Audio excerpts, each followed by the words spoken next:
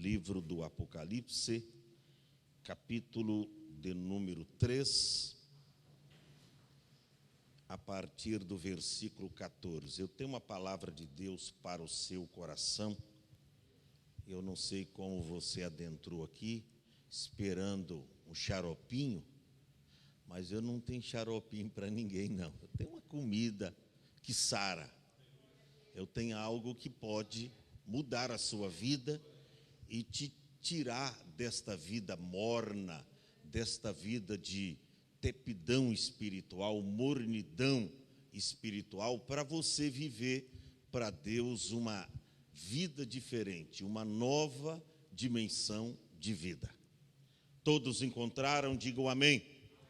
Leamos, portanto, a palavra de Deus que nos diz assim: E ao anjo da igreja que está em Laodiceia escreve: Isso diz o Amém, a testemunha fiel e verdadeira, o princípio da criação de Deus.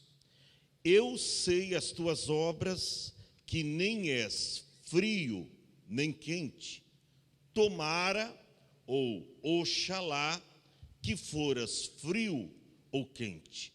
Assim, porque és morno e não és frio nem quente, vomitar-te-ei da minha boca.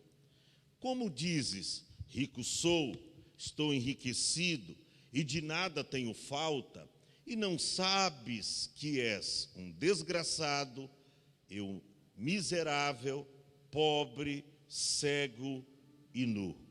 Aconselho-te que de mim compres ouro provado no fogo, para que te enriqueças, e vestes brancas para que te vistas, e não apareça a vergonha da tua nudez, e que unjas os teus olhos com colírio, para que vejas.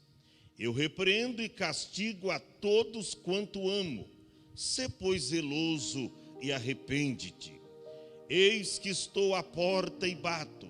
Se alguém ouvir a minha voz e abrir a porta, eu entrarei em sua casa, e com ele cearei, e ele comigo.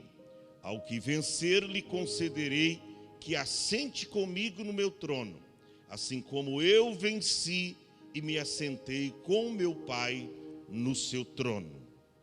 Quem tem ouvidos, ouça o que o Espírito diz às igrejas. E você diga amém, e toma o seu assento em nome de Jesus. A igreja Laodiceia. Eu não quero falar sobre a igreja de Laodiceia, a igreja Laodiceia. Talvez uma típica imagem da igreja dos dias atuais.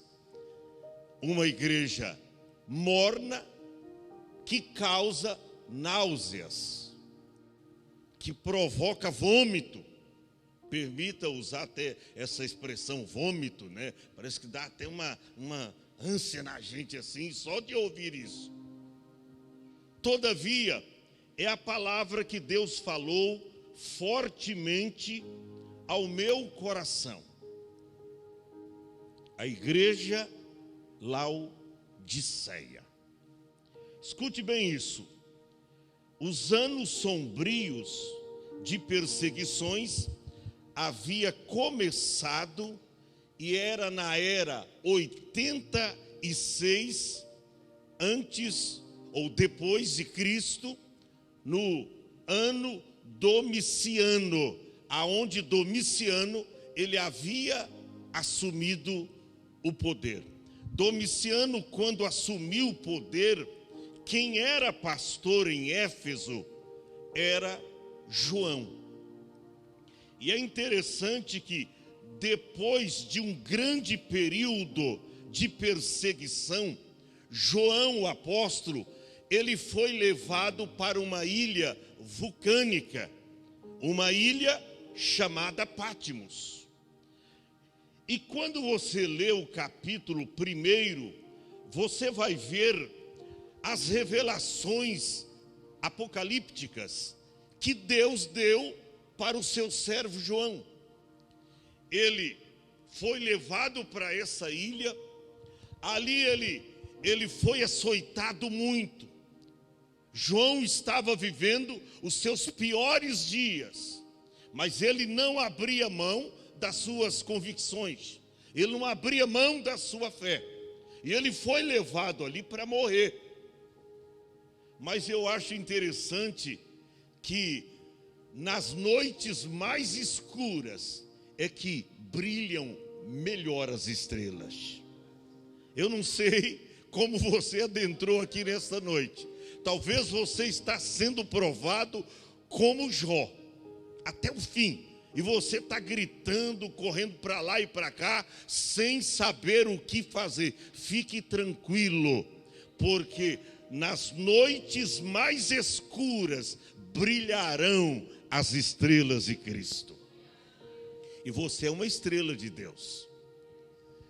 Agora, nesta ilha chamada Pátimos, quando você abre a Bíblia no capítulo 1 do Apocalipse, você vai ver a partir do versículo de número 9, quando João descreve, ele dizendo: olha, eu, vosso irmão, companheiro na aflição e no reino. E ele dá uma explicação muito positiva para nós, porque tem gente que é companheiro só no reino, mas não é companheiro na aflição. Ele diz: ó, eu sou companheiro na aflição e no reino. Porque tem gente que só te procura quando tudo está bem. Quando você tem algo para oferecer, quando você tem algo para dar. Mas quando você está na prova, ninguém sabe, perde até o seu WhatsApp, perde até os seus contatos. Eu acho que eu deletei aqui sem querer. Foi querendo sim, meu irmão. É porque você é companheiro só no reino, mas não é companheiro na aflição. João descreve na visão, ele diz: eu que sou vosso conservo e companheiro na aflição e no reino, na paciência de nosso Senhor Jesus Cristo, ou seja, na perseverança. E aí ele diz: ó, eu estava na ilha chamada Pátimos, por causa do quê? Alguma coisa que João fez? Algum pecado que João cometeu? Algum delito? Não, ele estava ali detido por causa da palavra de Deus e o testemunho de nosso Senhor Jesus Cristo. Quando Jesus fala e descreve o sofrimento, ele diz: bem-aventurados sois vós, quando vos injuriarem e perseguirem e mentindo disserem todo mal contra vós, por minha causa. Aí ele diz: exultai-vos e alegrai-vos, porque será grande o vosso galardão nos céus. Então, é sofrer por uma causa, por um motivo. Bem-aventurados sois vós, quando vos injuriarem, perseguirem e mentindo e oferecerem contra vós todo o mal, por minha causa. João estava ali, ilhado, preso naquela ilha, por causa da palavra de Deus e do testemunho de nosso Senhor Jesus Cristo. E é interessante que João descreve, ele diz: ó, eu fui arrebatado em espírito no dia do Senhor, ou seja, num dia como hoje, domingo, o dia do Senhor. Eu não sei se foi de manhã, não sei se foi ao meio-dia, não sei se foi na oração da tarde ou da noite. Ele diz: eu fui arrebatado no dia do Senhor. E ele diz: ó, eu ouvi detrás de mim uma grande voz, como de trombeta, que dizia: o que vês, escreve-o num livro e envia às 7 igrejas da Ásia Menor, ou seja, Éfeso, Esmirna, Pérgamo, Tiatira, Sardes, Filadélfia e Laodiceia. Você vai escrever a estas 7 igrejas da Ásia Menor a visão que eu estou te dando. tudo aquilo que eu estou te mostrando, tu vai enviar a estas 7 igrejas. E João se vira para ver quem falava com ele, e virando-me, disse ele: eu vi 7 castiçais de ouro, e no meio dos 7 castiçais de ouro, um semelhante ao Filho do Homem, vestido até os pés com uma veste branca, disse João, e uma veste muito comprida, cingido pelo peito, e um cinto de ouro. Depois lá na frente ele descreve que assim bem na coxa de Cristo estava escrito Rei dos Reis e Senhor dos Senhores. Bem próximo do cinturão estava escrito Rei dos Reis, Senhor dos Senhores. E ele diz: olha, a sua cabeça, os cabelos eram brancos como a lã branca e como a neve, e os olhos dele, descreve João, era como chamas de fogo. E ele disse mais: ele tinha na sua destra 7 estrelas, e da sua boca saía uma aguda espada. Ela tinha 2 fios, e o rosto era como o sol, quando na sua força resplandece. E aí ele diz: olha, João, ele diz, quando eu vi isso eu não aguentei, eu caí por terra, eu caí como morto, mas eis que eu estou vivo. E ele diz: olha, eu caí como morto, mas ele diz, ele pôs as mãos sobre mim, dizendo: não temas, João, eu sou o primeiro, eu sou o último, eu sou o que vive, fui morto, mas eis que estou vivo para todo sempre, amém. E olha, eu tenho as chaves da morte e do inferno. E aí dá a determinação a João: escreve estas coisas que tem visto e que são, e as que depois dessas hão de acontecer. E ali, João, recebendo essa recomendação, ele escreve primeiramente para a igreja de Éfeso. O problema da igreja de Éfeso é que ela havia perdido o seu primeiro amor. Interessante, foi a primeira igreja a abraçar o evangelho.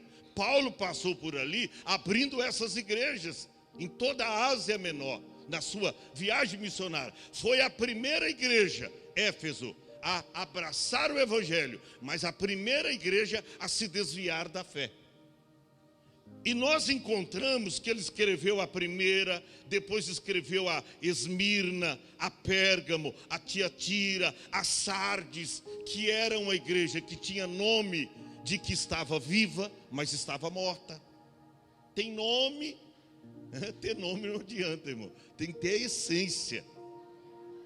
Sardes era uma igreja que tinha nome, mas não tinha vivência, não tinha compromisso com Cristo.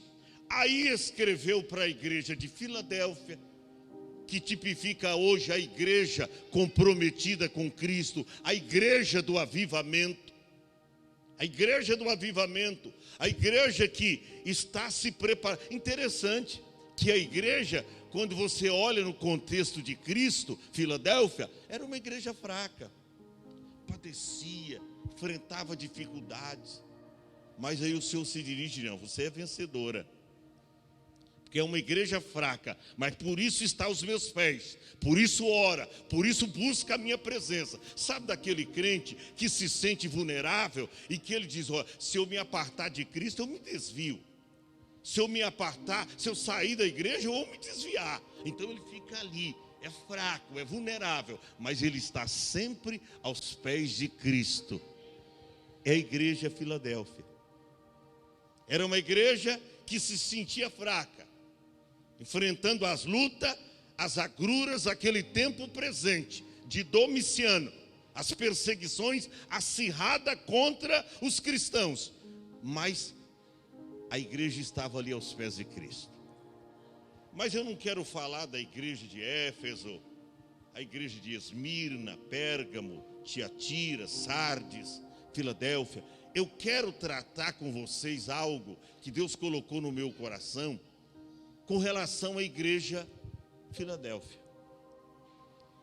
Porque dentre todas as 7 igrejas, você vê que cada uma das igrejas tinha alguma coisa, mas eram dignas de elogios. Você vê, mesmo na igreja de Éfeso, Jesus elogiando a igreja. Mesmo a igreja de Pérgamo, de Tiatira, havia elogios. Olha, você está fazendo isso, tem alguma coisa que eu não gosto, que eu não quero que vocês façam. Mas você vê em todas essas demais igrejas, Jesus elogiando. Mas a igreja de Laodiceia não tem elogio aqui, só tem repreensão, só tem admoestação, só tem crítica. Por quê? Porque era uma igreja que se achava no seu apogeu de glória, no seu poder aquisitivo. Era uma igreja que se achava. E sabe aquele crente quando acha que está bem espiritualmente, e que já sabe tudo, ou que já sabe demais, e não se curva, não se assenta para aprender, não quer mais buscar na fonte, porque ele já acha que é mais sábio do que o sábio Salomão. Ele já acha que sabe mais do que o pastor da igreja, mais do que o seu líder, e ele não quer buscar na fonte. A igreja de Laodiceia era desse jeito. Era desse jeito. Agora escute bem isso. O nome Laodiceia significa direitos do povo. Aí, rapaz, olha o nome. Olha o significado. Laodiceia. Direitos do povo. Foi um nome muito comum dado a várias cidades em honra às senhoras reais, assim chamadas. Era uma das cidades politicamente mais importante e financeiramente a mais influente e florescente em toda a Ásia Menor. Vai escutando. Igreja ou a cidade de Laodiceia. O deus pagão adorado ali era Zeus. Tinha um deus ali que era adorado muitíssimo. E o povo gostava, porque esse deus também era ligado à riqueza. E sabe que, cuidado, eu já falei aqui do evangelho triunfalista. Eu já falei aqui do evangelho da prosperidade. Tem gente que acha porque o irmão está passando dificuldade, porque ele não tem um carro novo, porque ele não tem uma casa nova, ele não está fazendo uso da fé. Ele não é cristão verdadeiro. Olha que miséria, rapaz, que miserabilidade. E muitas vezes não é isso. Muitas vezes não é isso. Não é que o irmão está em pecado. Ele está em falta, de repente. O irmão falou aí com muita... Eu gostei da palavra do irmão Eduardo, que ele falou sobre dízimo aí. É uma questão de obediência e fé, quando você decide mudar de vida para ser abençoado. Tem gente que não quer isso, vai viver do outro lado, em dificuldade. Agora, nós não podemos atribuir isso, ou a pessoa está no pecado, e é por isso que não está prosperando, e assim, não. Muitas vezes, tem irmãos dizimistas até, que Deus submete para passar na prova. Você está pensando que dizimista fiel também não passa pela prova? Passa. Por quê?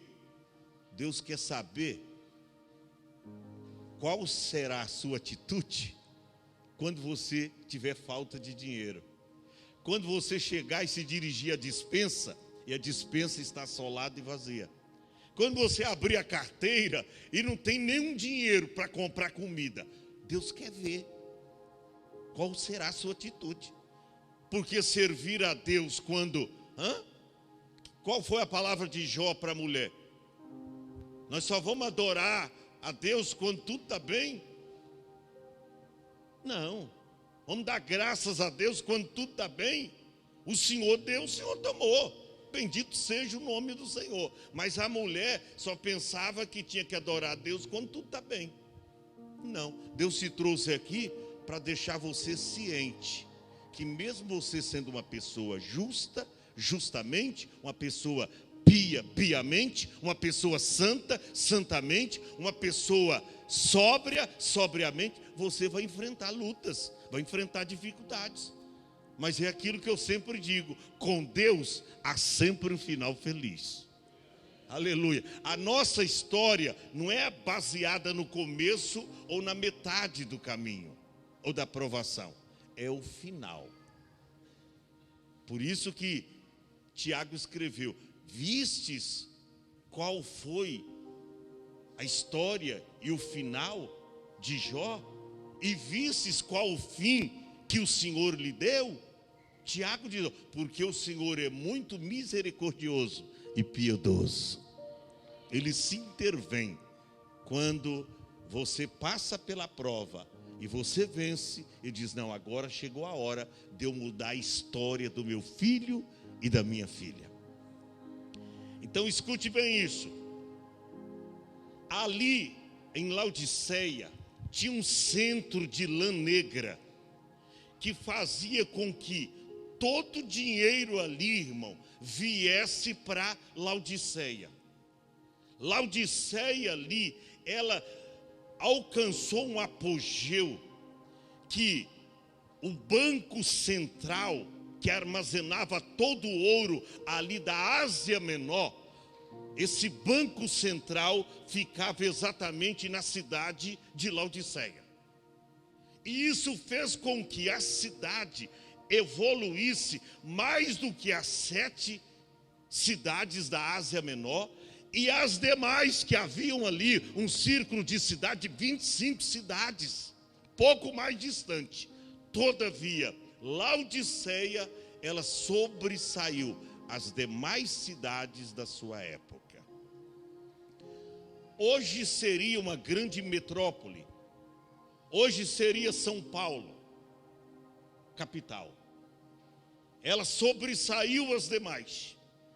E juntamente com esse conceito de grandeza, de apogeu de glória, a igreja se tornou envaidecida. Quem não quer participar de uma igreja, irmão, onde tem bons corais, boas bandas, grandes grupos de louvores, que precisa até distribuir senha para ver quem vai cantar no culto seguinte, bons músicos. A igreja, se fosse falando nos dias de hoje, os melhores aparelhos de ar-condicionado, as melhores cadeiras almofadadas para os cristãos, tudo do bom e do melhor. Quem não gosta de ser membro de uma igreja assim? Quem não gosta? E a igreja, ela foi se envaidecendo, porque isso é peculiar do cristão, viu, irmão? Você não lembra daquele lá que enriqueceu bastante, está lá em Lucas? Ele diz, rapaz, eu colhi demais esse ano. O que eu vou fazer com tanta mercadoria que eu tenho? Eu não tenho mais lugar para colher os meus grãos, para colocar os meus grãos. Os meus celeiros se tornaram pequenos. O que eu vou fazer, hein? Ah, já sei. Eu vou derrubar os celeiros que eu tenho, vou fazer outros grandes celeiros e vou colocar ali toda a minha fortuna, todos os meus cereais. Eu vou colocar tudo ali. E aí eu vou fazer o seguinte, eu direi para minha alma, alma, tem em depósito muitos bens para muitos anos. Come, bebe e folga. Aí Deus bradou dizendo naquela mesma noite, louco, esta noite te pedirão a tua alma. O que tens preparado, para quem será? Isso é todos aqueles que ajuntam riquezas para si, mas não são ricos para com Deus. Jesus conclui esta parábola assim: a igreja de Laodiceia seguiu o mesmo caminho.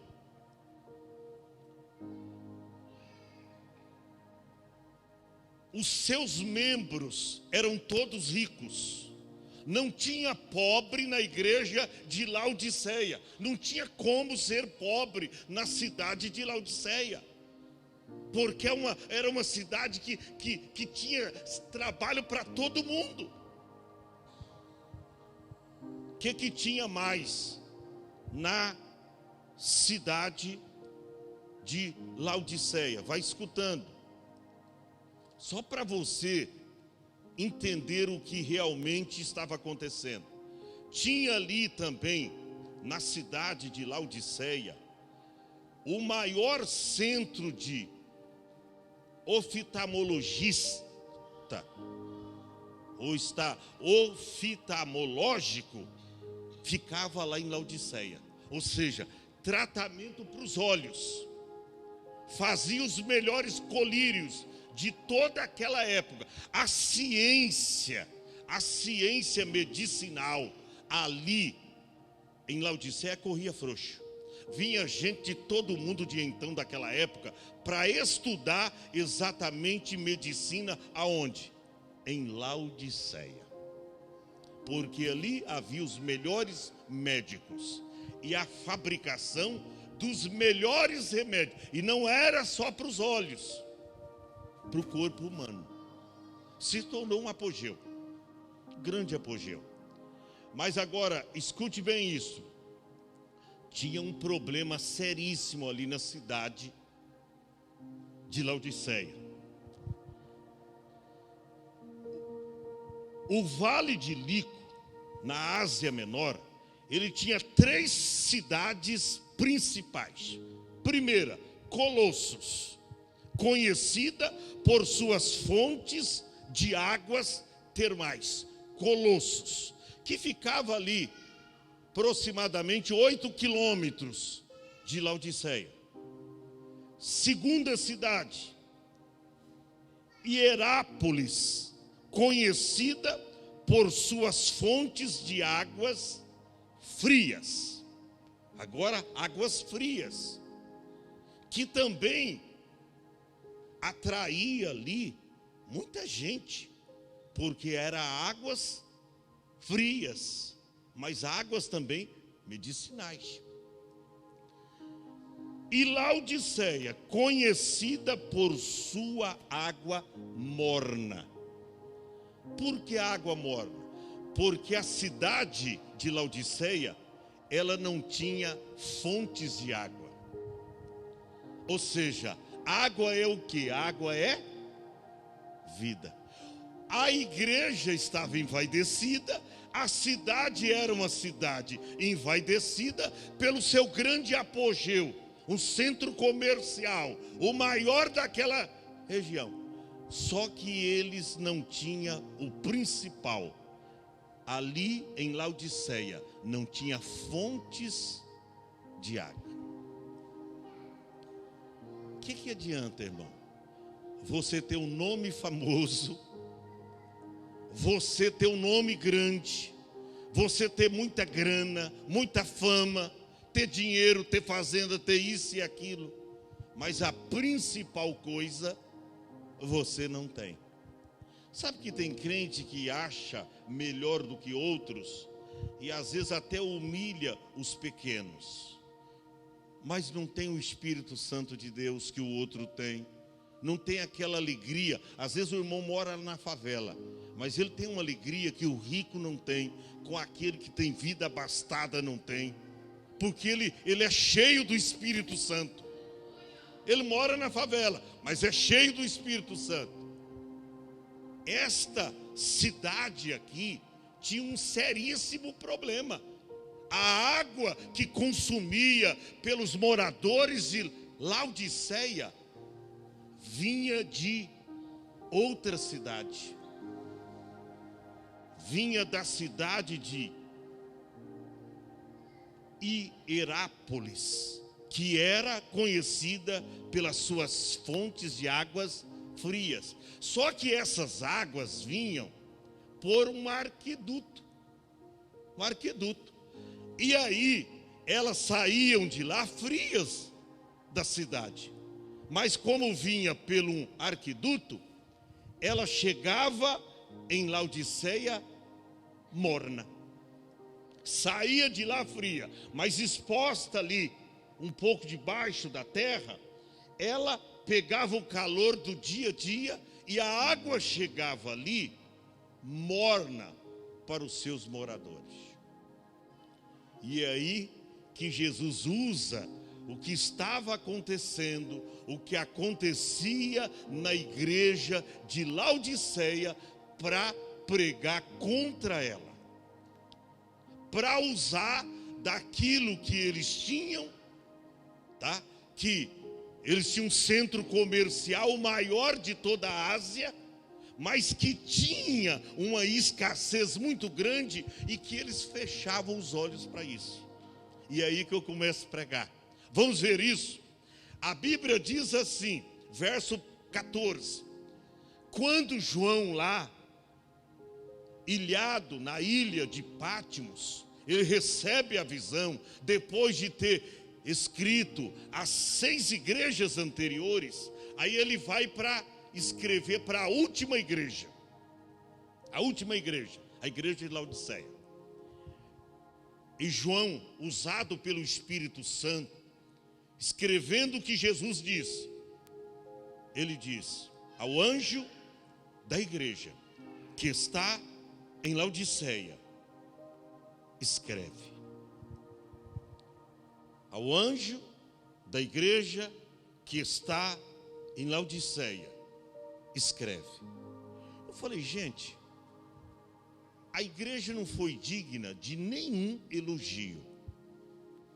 Por que Jesus se dirigiu a ela usando João com as mesmas palavras iniciais que disse para as igrejas anteriores? Ao anjo da igreja que está em Éfeso, escreve. Ao anjo da igreja que está em Pérgamo, escreve. Ao anjo da igreja que está em Esmirna, escreve. Por que chamou ele de anjo? Que ao meu ver aqui, ele estava mais desviado. Por quê? Ao anjo da igreja. Poxa, a igreja estava em decadência espiritual. Sabe o que é isso? Nem Jesus ousou descaracterizar os seus ministros. Ainda que ele aderiu a um sistema ali, mas aos olhos de Deus ainda tinha valor. Aos olhos de Deus ainda era pastor. Aos olhos de Deus ainda era anjo. Se fosse nos dias de hoje, alguém caiu ou um pastor tomou uma direção errada, esse pastor é demônio, esse pastor é diabo, olha o que ele está fazendo de coisa errada.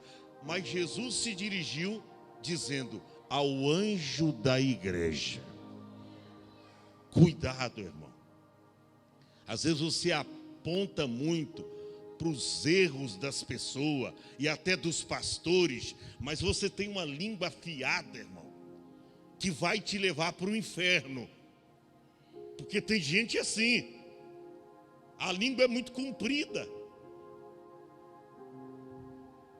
é mais comprida do que a gravata dos pastores antigos, que tinha uns pastores que as gravatas eram mais compridas do que a minha camisa aqui, ó.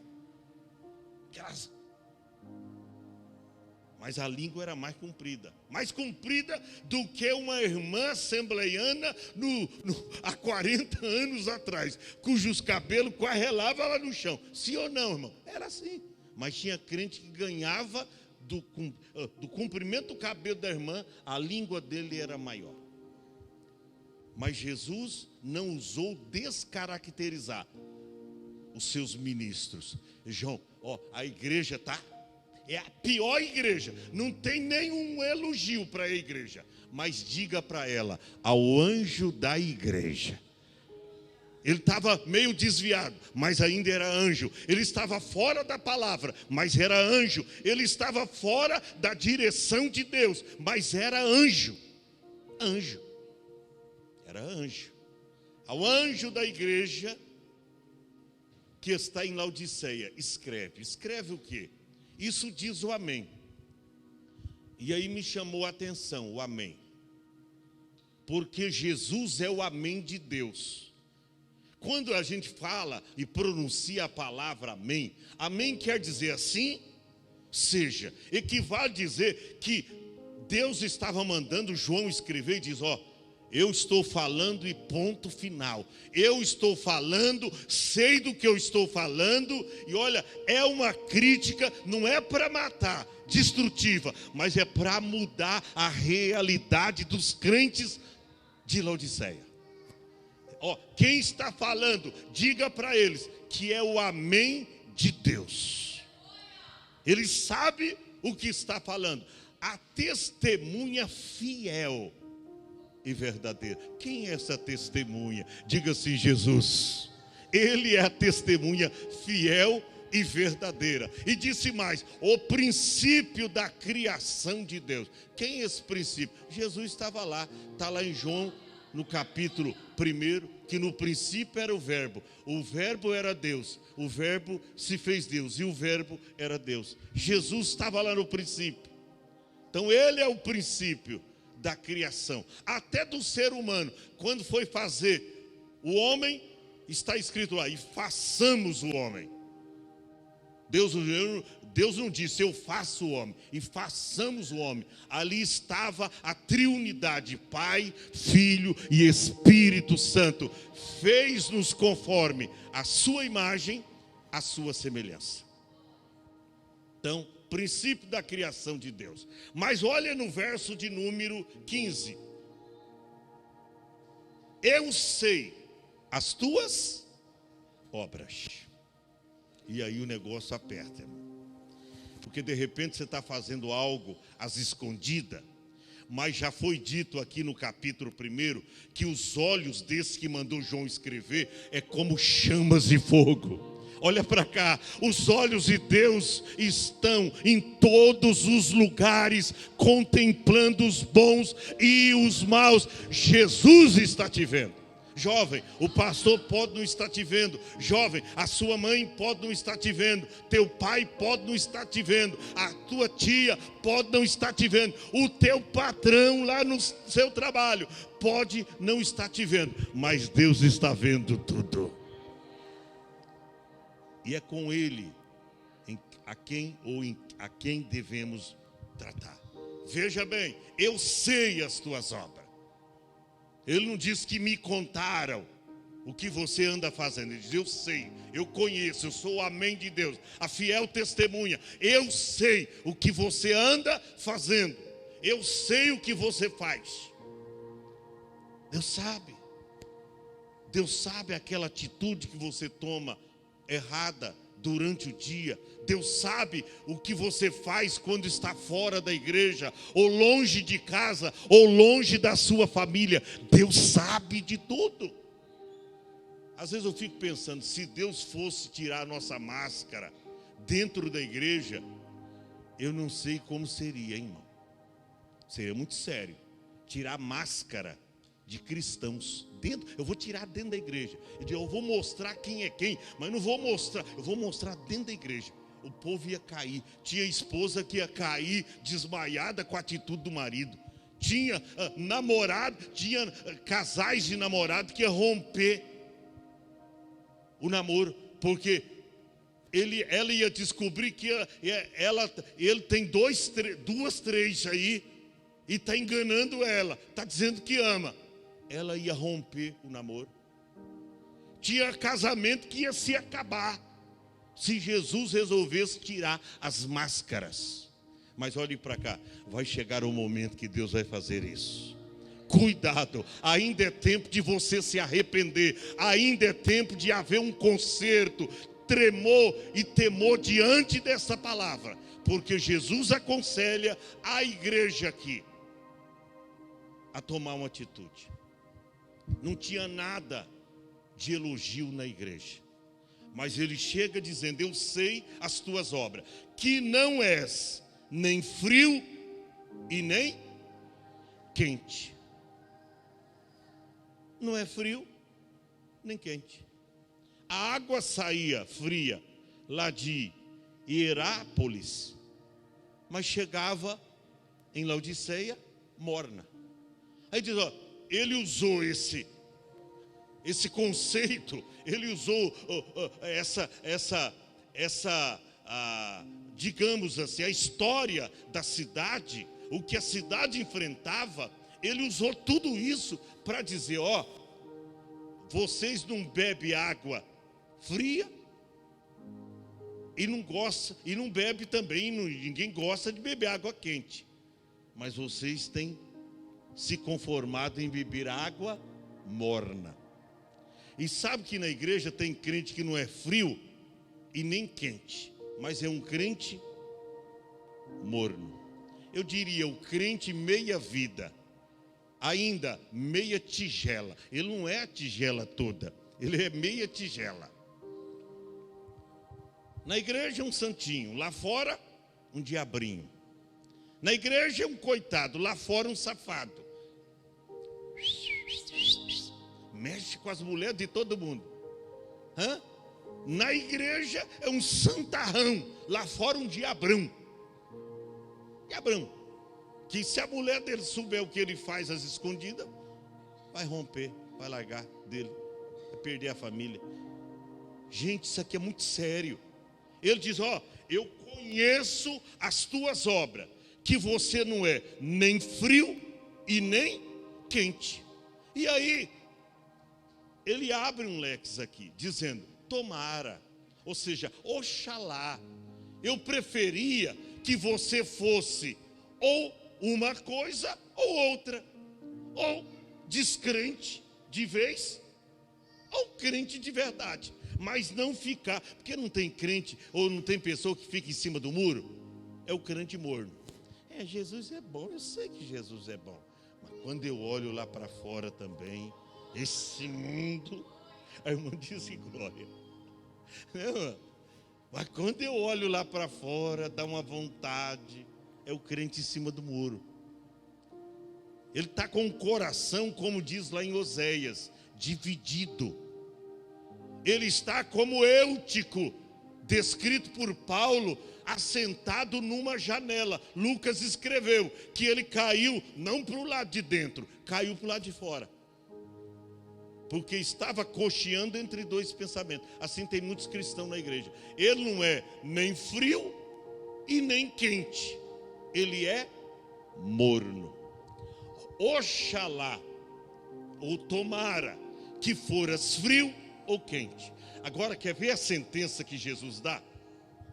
Verso de número 16. Assim porque és morno e não és frio nem quente, mas és morno e vai beber uma coisa que é morna. Eu, por exemplo, Matias sabe, nós saímos 2 dias aí, e aí a turma, a gente para num restaurante, num posto lá para tomar um cafezinho, e a mulher me vem com café morno. Que filho, eu não tomo, meu irmão. Café ou é quente ou é gelado, conforme o meu filho lá, Mateus, me deu lá nos Estados Unidos, café gelado. Eu falei, eu nunca vi isso. Mas sabe que é até gostoso, irmão? Gelado. Agora morno, irmão. Não dá, irmão. Tomar café morno não dá. Não dá. Vai tomar uma Coca-Cola para você ver, morna para você ver. Não dá, meu irmão. Muda tudo, muda o gosto, muda, não dá para descer. Não dá. Vai tomar uma água morna para você ver. A não ser que você tenha que pôr um remédio ali para tomar. Mas é ruim para chuchu. Não dá. Não dá. E aí Jesus disse, ó, eu gostaria, se você fosse frio ou quente, eu preferia uma coisa ou outra, mas assim porque és morno, não és frio nem quente, eu vou fazer o seguinte, eu vou criar aqui uma náuseas e eu vou vomitar você da minha boca. Gente, isso aqui é muito forte. Você já percebeu que quando você está com náuseas, irmão, é muito ruim esse negócio. Acho que esses dias alguém passou por isso no carro, né? Irmão, é muito ruim. Você levanta, tá ruim. Você senta, tá ruim. Você quer ir no banheiro, mas vai lá, não consegue fazer nada. Você toma água, irmão, é coisa ruim. Você quer vomitar, mas sabe, é muito ruim. Náuseas. Mas o Senhor disse: eu estou com náuseas. Por quê? Porque você não é uma coisa, você não é outra. Você é crente morno. Assim vomitar-te-ei da minha boca. E aí ele explica o motivo. Eu vou caminhando para o final. Ele explica o motivo. Como dizes, rico sou, estou enriquecido e de nada tenho falta. Olha como a igreja se orgulhava. Eu sou rica. Todo o ouro de toda a Ásia Menor, das 7 cidades, 7 com Laodiceia, e as 25 cidades ali da região, todo o ouro vinha para o banco central de Laodiceia. Não tinha moradores pobres ali. A igreja, ela estava num patamar acima de tudo, de todas as demais igrejas. Como algumas lá que diz, você se acha pobre, sabe, mas você é rica. Jesus falando para uma outra igreja que se achava pobre e era pobre. Mas essa aqui aparentemente tinha tudo, mas não tinha o que a outra igreja tinha.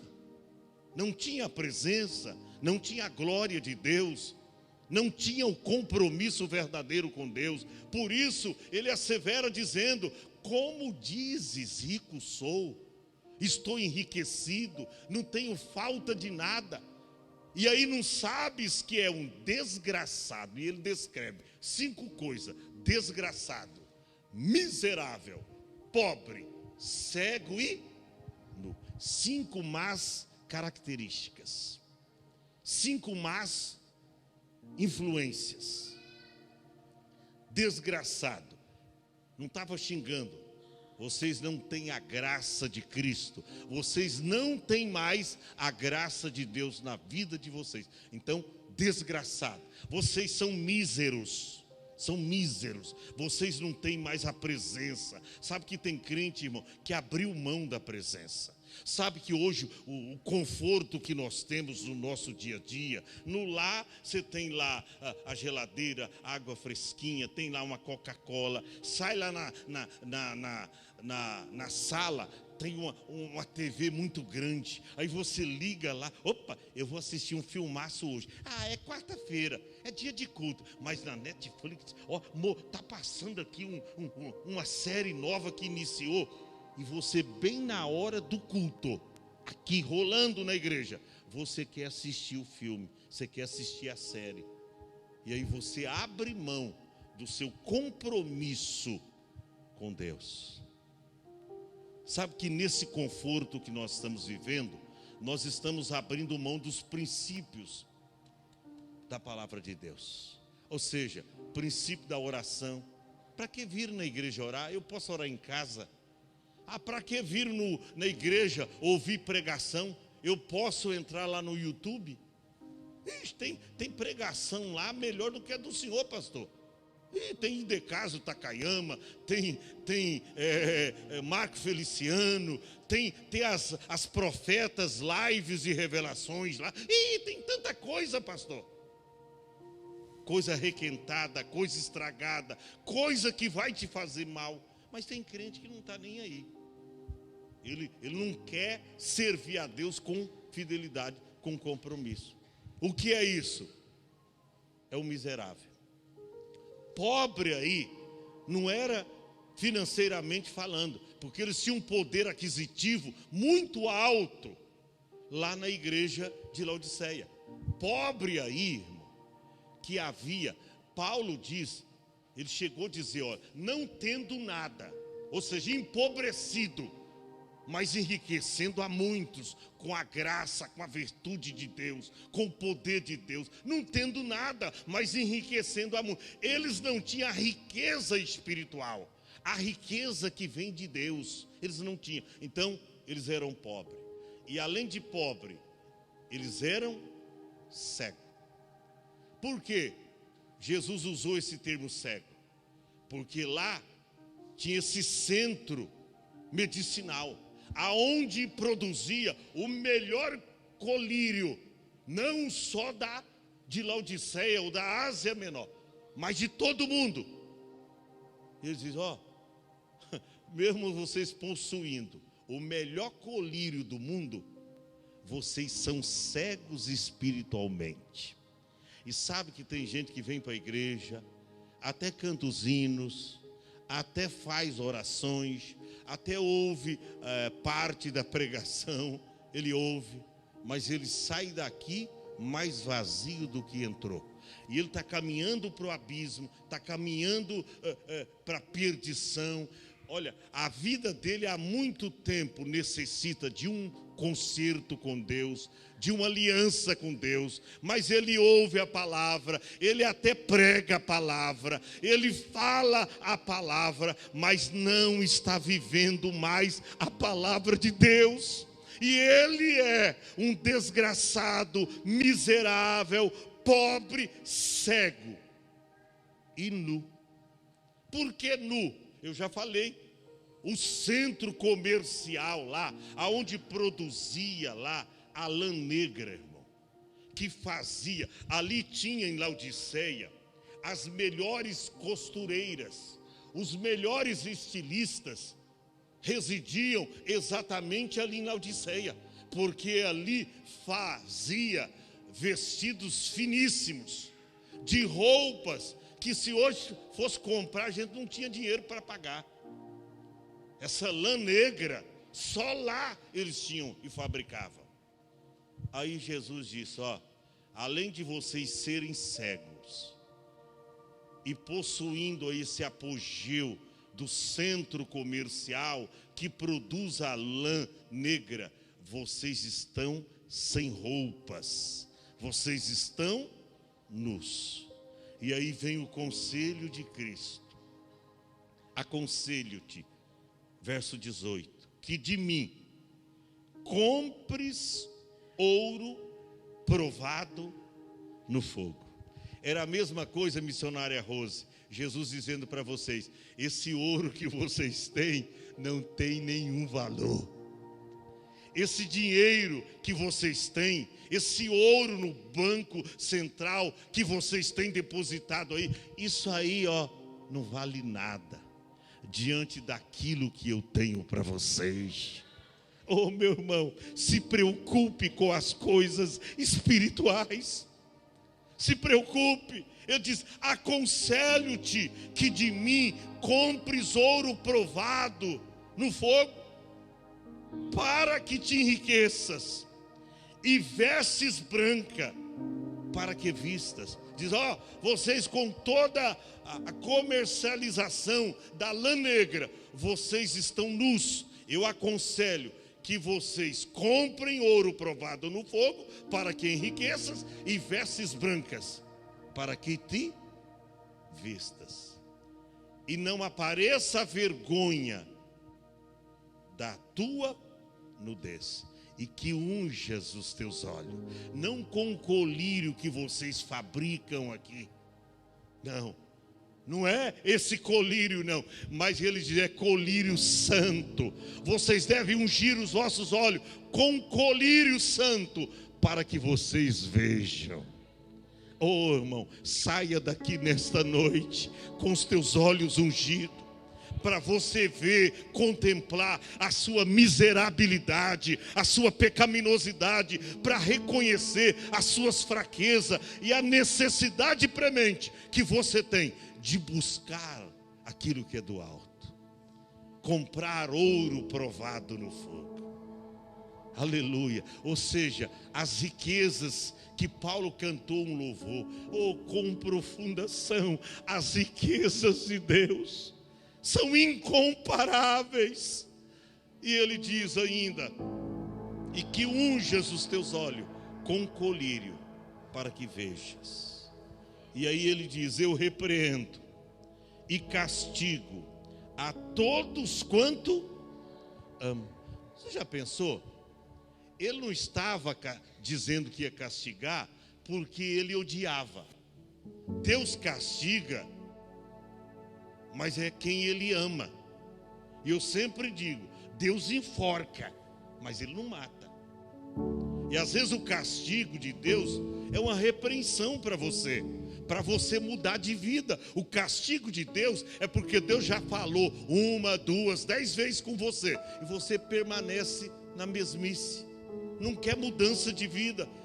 Vem para a igreja sem compromisso, vem para a igreja e aqueles louvores que você cantava antes para Deus, não canta mais. Aquelas tuas orações que você fazia alguns anos atrás, orações fervorosas. Você já pensou, você já começou a observar que nas orações das igrejas hoje não tem mais fervorosidade? Guerreiro Lamartine, não tem mais dinamismo. É uma oração fraca, sem vida. O povo perdeu a fervorosidade, eu diria o fervor. Paulo escreveu para a igreja de Roma, dizendo: sede fervorosos no espírito, servindo ao Senhor, não sejais vagarosos no cuidado. Sede fervorosos no espírito, servindo ao Senhor. Nós cantamos aqui: Espírito Santo, sopra sobre nós. Aviva no Senhor, aviva no Senhor. Nós cantamos aqui no segundo hino. E é isso que eu e você, nós estamos precisando nesses últimos dias, de avivamento, de uma vida no altar de Deus. Porque muitas vezes só tem cinzas. Só tem cinzas. Mas o fogo está apagado. E a Bíblia diz que sem lenha o fogo se apagará. Lenha aí quer dizer oração. Levítico 6:3 está escrito: o fogo arderá continuamente sobre o altar e não se apagará. Mas veja 2 versos anteriores, que o fogo, para manter aceso, o sacerdote tinha que colocar lenha no altar. Bem de madrugada, de manhã. Você tem colocado lenha no teu altar? Altar aí significa a sua própria vida oferecida a Deus em sacrifício. Altar é o teu coração, é o lugar onde Deus reside. Como é que está o teu coração? Gente, isso aqui eu termino. Preste atenção. Ele diz: eu repreendo e castigo a todos quanto amo. Sê, pois, zeloso e arrepende-te. Deus está falando com alguém: ainda é tempo de se arrepender.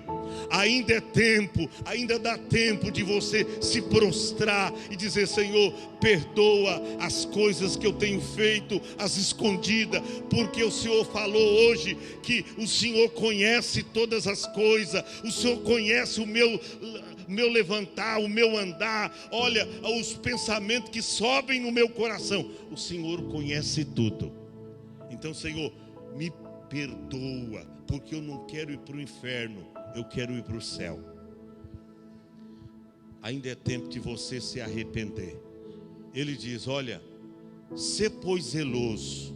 Zeloso aí é diligente, zeloso. O zelo que Paulo diz: olha, eu tenho zelo por vós, com o zelo de Deus. Porque eu tenho lutado para apresentar vocês a Cristo como uma virgem pura, a saber, ao marido.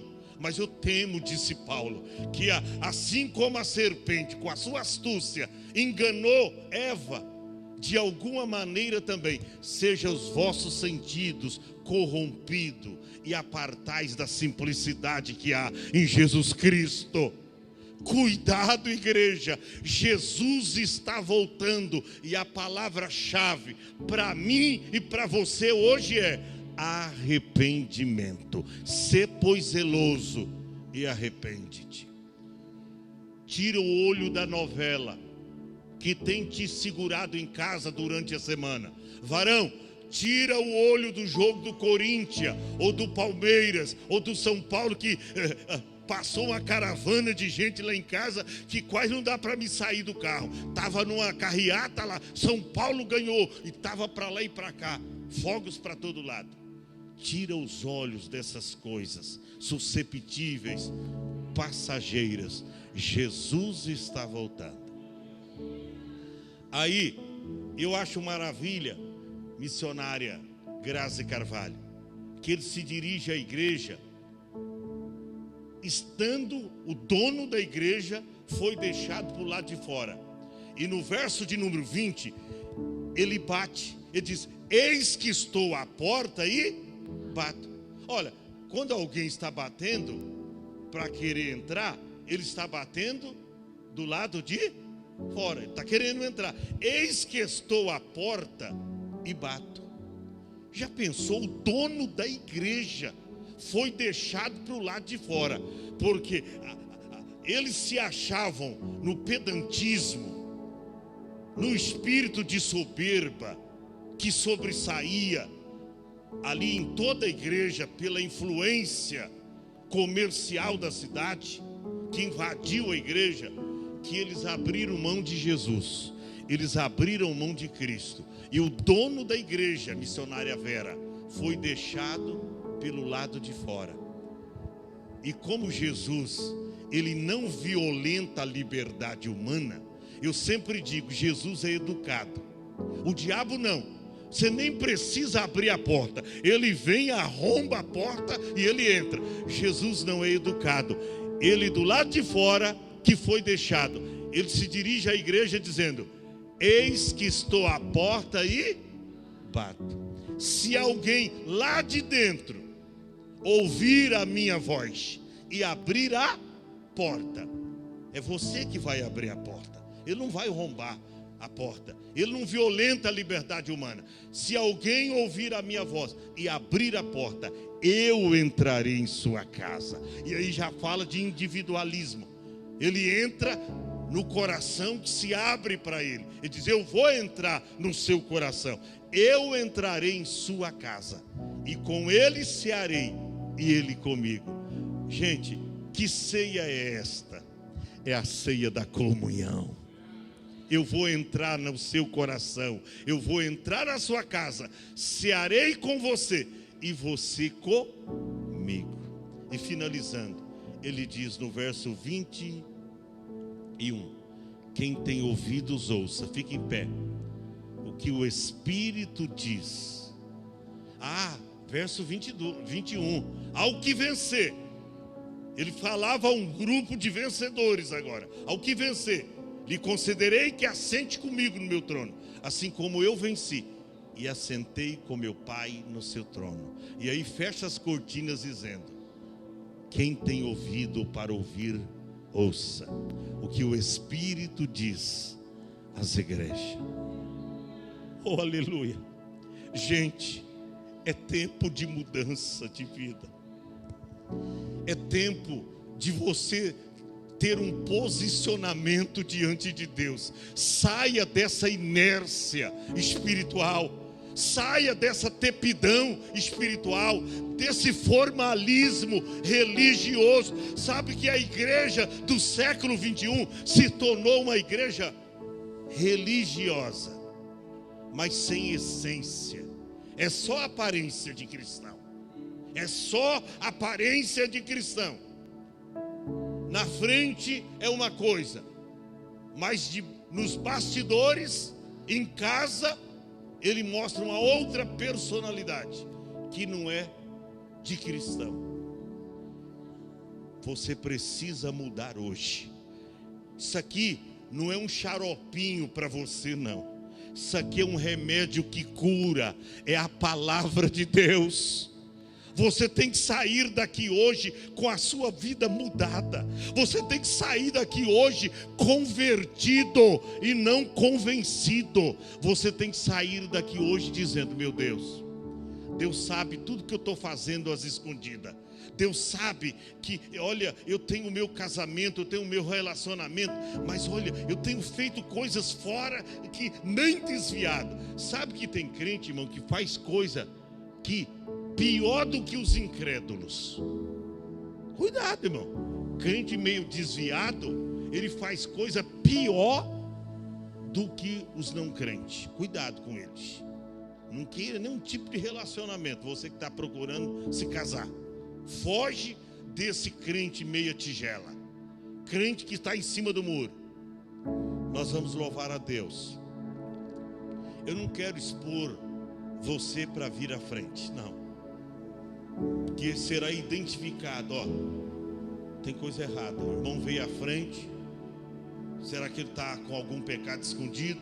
Será que ele está inserido nessa palavra? Eu digo para vocês de alto e bom som, todos nós estamos inseridos nessa palavra. Em alguma coisa, em algum momento desse dia, ou desta semana, ou desse mês, nós falhamos em alguma coisa. E Deus está dizendo para mim e para você: arrepende-te, arrepende-te, sê pois zeloso e arrepende. Fecha os teus olhos.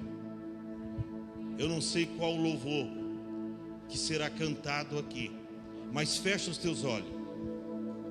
Fale com Deus durante esse louvor. Fale com Deus. Se tiver que pedir perdão, peça. Se tiver que dobrar o joelho aonde você está, dobre o joelho.